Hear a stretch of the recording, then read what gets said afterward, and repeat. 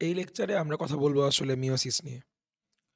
Meiosis sell ডিভিশনটা দুইটা স্টেপে হয়। প্রথম স্টেপকে আমরা বলি মিওসিস 1, মিওসিস 1, আর 2 নাম্বার স্টেপকে আমরা বলি মিওসিস 2। এখানে মনে রাখতে হবে মিওসিস 1 এর আন্ডারে ফেজ 4টা, মিওসিস 1 এর আন্ডারে ফেজ 4টা, প্রোফেজ 1, মেটাফেজ 1, অ্যানাফেজ 1 এবং টেলোফেজ 1। এই 4টা ফেজের মধ্যে প্রোফেজ 1 এর আন্ডারে আবার সাব ফেজ 5টা। Let me repeat again.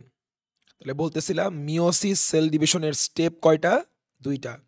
Meiosis 1 বলবো স্যার, আর কি বলবো? মিওসিস 2। মিওসিস যে 1 তার ফেজ ফেজ 4টা। প্রোফেজ 1, মিওসিস 1 এর আন্ডারে প্রোফেজ 1, মেটাফেজ 1, অ্যানাফেজ 1 এবং টেলোফেজ 1। এই 4টা ফেজের মধ্যে প্রথম যেটা প্রোফেজ 1, তার আন্ডারে আবার সাব ফেজ 5টা, উইচ ইজ লেপ্টোটিন। আমরা নামগুলো যদি খেয়াল করি, লেপ্টোটিন, এরপর কি আসবে? জাইগোটিন, এরপর আসবে প্যাকাইটিন, তারপর আসবে ডিপ্লোটিন এবং লাস্ট অফ অল আসবে diakinesis. Leptotene, zygotene, pachytene, diplotene, diakinesis. Leptotene, zygotene, pachytene, diplotene and last of all diakinesis. Okay, প্রথম যে সাবফেজ লেপ্টোটিন, খেয়াল করব মাইটোসিস সেল ডিভিশনের মতো লেপ্টোটিনেও শুরুটা হচ্ছে ডিহাইড্রেশনের মাধ্যমে। আমরা অলরেডি জানি ডিহাইড্রেশন মানে হচ্ছে ওয়াটার লস। যখনই ডিহাইড্রেশন হবে, ডিহাইড্রেশনের কারণে ক্রোমোজোম তো আমরা এখনো পাচ্ছি না। বিফোর সেল ডিভিশন নিউক্লিয়াসের মধ্যে ছিল ক্রোমাটিন ফাইবার, যাকে আমরা বলি নিউক্লিয়ার রেটিকুলাম। ওই যে ক্রোমাটিন ফাইবার বা nuclear reticulum, due to dehydration, এই নিউক্লিয়ার রেটিকুলাম বা ক্রোমাটিন ফাইবারটা কি করবে? হয়ে যাবে ক্রোমোজোম। আবার রিপিট করি, ছিল ক্রোমাটিন ফাইবার, যখনই ডিহাইড্রেশন হয়ে যাবে এই ক্রোমাটিনটাই will transform into the chromatin will become chromosomes. ক্রোমাটিনটাই ক্রোমোজোমে কনভার্ট করবে, ট্রান্সফর্ম করবে। এই যে আমরা ক্রোমোজোম পেলাম, এই ক্রোমোজোমের এবার কি হবে? তাহলে ক্রোমোজোমটা এইবার শর্টার এবং থিকার হওয়া শুরু করবে। আমি কিন্তু বলি নাই ক্রোমোজোমগুলো শর্ট এবং থিক হয়ে গেছে, হওয়া শেষ না। So they are actually becoming shorter এবং থিকার। যত টাইম যাবে আরও শর্ট হবে, আরও থিক হবে, আরও শর্ট হবে, আরও থিক হবে। So they are gradually becoming shorter এবং থিকার। এবং ক্রোমোজোমগুলো কালার বা পিগমেন্ট বা স্টেইনকে অ্যাবজর্ভ করা শুরু করবে। খুব স্বাভাবিক কথাবার্তা, যদি কোনো কিছু ইনভিজিবল হয় বা সেখানে যদি কালার বা পিগমেন্ট অ্যাড করা হয়, সেটা অফকোর্স ভিজিবল হতে বাধ্য। এবং তাই হচ্ছে, যেহেতু ক্রোমোজোমগুলো কালার বা স্টেইন অ্যাবজর্ভ করা শুরু করলো, এজন্য ক্রোমোজোমগুলো can be observed, they become visible. এজন্য ওদেরকে can be observed under microscope. এজন্য ক্রোমোজোমগুলোকে তখন মাইক্রোস্কোপের নিচে দেখতে পাওয়া যাবে। এবার এই 3 নাম্বার পয়েন্টটাকে আমি বলবো one of the most important point. এইটাকে তুমি চাইলে বলতে পারো মিওসিসের একটা আইডেন্টিফাইং ক্যারেক্টার। কারণ এই যে বললাম ডিহাইড্রেশন, এটা মাইটোসিসের শুরুতেও হয়, মিওসিসেও হচ্ছে। তারপর এই যে ক্রোমোজোমগুলো শর্টার এবং থিকার হওয়া শুরু করলো, ক্রোমাটিন ক্রোমোজোম হয়ে গেল, এটাও কিন্তু মাইটোসিসেও হয়, মিওসিসেও আমরা পাচ্ছি। ক্রোমাটিন থেকে ক্রোমোজোম তৈরি হওয়ার পর ক্রোমোজোমগুলো যে বিকামিং শর্টার এবং থিকার, শর্ট হচ্ছে এবং আরও থিক হচ্ছে, এই ইনসিডেন্টটাও মাইটোসিসের শুরুতেও হয়, আমরা মিওসিসেও দেখতে পারতেছি।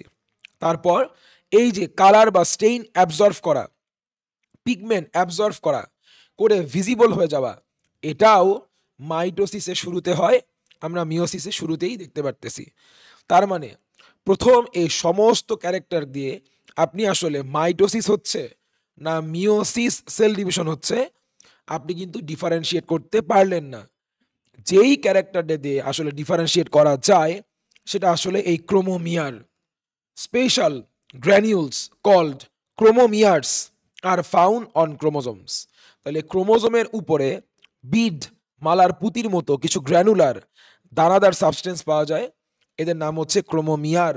তাহলে ক্রোমোজোমের উপরে এই ক্রোমোমিয়ারের প্রেজেন্সটা আপনাকে ইন্ডিকেট করবে যে ব্রো এখানে কিন্তু মিওসিস সেল ডিভিশনটা হচ্ছে এবং অলরেডি শুরু হয়ে গেছে। এবং এই পয়েন্টটা এটাও কিন্তু মাইটোসিস এবং মিওসিসে কমন, যে সেল ডিভিশনের শুরুতেই নিউক্লিয়াস যার ডিভিশনটা হয়, আমি জানি সেল ডিভিশন শুরু হয় কি দিয়ে, নিউক্লিয়াসের ডিভিশন দিয়ে, ক্যারিওকাইনেসিস। সো সেল ডিভিশনের শুরুতেই এই নিউক্লিয়াসটা হয়ে যায় বিকামস লার্জার, সাইজ একটু এক্সপান্ড করে, বড় হয়ে যায়। এরপরে একটা খুব গুরুত্বপূর্ণ একটা পয়েন্ট আছে, in case of animal cells, যদি স্যার সেলটা হয় হচ্ছে অ্যানিমাল সেল, অ্যানিমাল সেলে chromosomes gather near the nuclear membrane, সবগুলো ক্রোমোজোম নিউক্লিয়ার মেমব্রেনের কাছাকাছি একসাথে হয়। আপনি জিনিসটা এভাবে করে মনে রাখবেন, মনে করেন আমরা যদি অনেকগুলো ফুলকে এমন করে একসাথে করে রাখি, তাহলে অনেকগুলো ফ্লাওয়ার, আমরা যদি অনেকগুলো ফ্লাওয়ারকে একসাথে কোথাও এরকম করে গ্যাদার করি, তাহলে আপনি বলেন এটা আমরা কি বানাতে পারি, একটা বুকে, ফুলের তোড়া বলা হচ্ছে বাংলাতে, বুকে বানাতে পারি। সেমভাবে আপনি ইমাজিন করে নেন এগুলো একটা ফুল না হয়ে এক একটা ক্রোমোজোম, সবগুলো ক্রোমোজোম যখন একসাথে এরকম করে গ্যাদার করবে, এই যে নিয়ার দ্য নিউক্লিয়ার মেমব্রেন, আপনি পাশের পয়েন্টে খেয়াল করবেন, আমরা বলেছি এভাবে করে সবগুলো ক্রোমোজোমের near the nuclear membrane, nuclear মেমব্রেনের কাছাকাছি একসাথে গ্যাদার করার এই যে ব্যাপারটা, এই যে অ্যারেঞ্জমেন্টটা, একে দেখতে লাগতেছে কেমন, বুকের মতো, give the shape of a বুকে। এবং তখন এই ধরনের অ্যারেঞ্জমেন্টকে বলা হচ্ছে পোলারাইজড অ্যারেঞ্জমেন্ট। পোল মানে কোনো একটা দিক, কোনো একটা এন্ড। সো কোনো একটা এন্ড বা কোথাও সবগুলা একসাথে হয়েছে, ওরা পোলারাইজড হয়েছে, কোথাও গিয়ে সবাই একসাথে জড়ো হয়েছে। তো এই ধরনের অ্যারেঞ্জমেন্টকে বলা হচ্ছে পোলারাইজড অ্যারেঞ্জমেন্ট। আমরা যদি লাস্টে ছবিটা খেয়াল করি, ইজিলি বুঝতেছি এটা অফকোর্স একটা প্ল্যান্ট সেলের ছবি, কারণ সেল ওয়াল দেওয়া হয়েছে।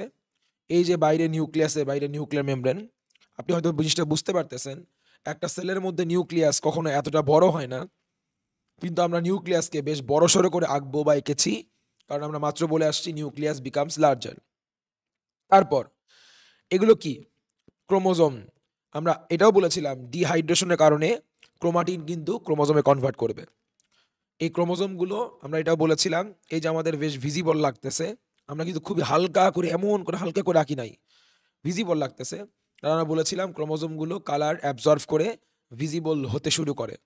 আমরা আরও বলেছিলাম ক্রোমোজোমগুলো ইজ বিকামিং শর্টার এবং থিকার। এছাড়াও আমরা পড়েছি, বলেছিলাম খুবই গুরুত্বপূর্ণ আইডেন্টিফাইং ফিচার, যে ক্রোমোজোমের উপরে আমরা কি পাবো, মালার পুতির মতো বিড লাইক গ্র্যানুলার কিছু সাবস্টেন্স পাবো, নাম কি দিয়েছিলাম ক্রোমোমিয়ার্স। এবং আমরা বুঝতে পারতেছি, আমাদের অবজারভেশন বলতেছে এই যে নিউক্লিয়ার মেমব্রেন এবং নিউক্লিওলাসের কোনো চেঞ্জ হয় নাই, ইনট্যাক্ট অবস্থায় আছে। এবং আমরা লাস্টে যে পয়েন্টটা মনে রাখবো, যে যদি এটা তো প্ল্যান্ট সেল, এই জন্য আমরা আঁকি নাই, যদি এটা অ্যানিমেল সেল হতো, তাহলে সবগুলো ক্রোমোজোম নিউক্লিয়ার মেমব্রেনের কাছাকাছি একটা জায়গাতে এসে, একটা এন্ডে এসে পড়লে বলছিলাম নিজেদেরকে পোলারাইজ করে ফেলে, একটা জায়গায় সবাই জড়ো হয়। ওই সময় এই ধরনের অ্যারেঞ্জমেন্টের কারণে ক্রোমোজোমগুলোকে একসাথে দেখতে ফুলের তোড়া বা বুকের মতো লাগে, এবং ওই অ্যারেঞ্জমেন্টকে আমরা কি নাম দিয়েছিলাম, পোলারাইজড অ্যারেঞ্জমেন্ট। এই ছিল আমাদের লেপ্টোডিন শেষ। আমরা ভিডিও বেশি লেংদি না করে ছোট ছোট ভিডিওতে আমরা প্রত্যেকটা সাবফেজ নিয়ে বলার চেষ্টা করব।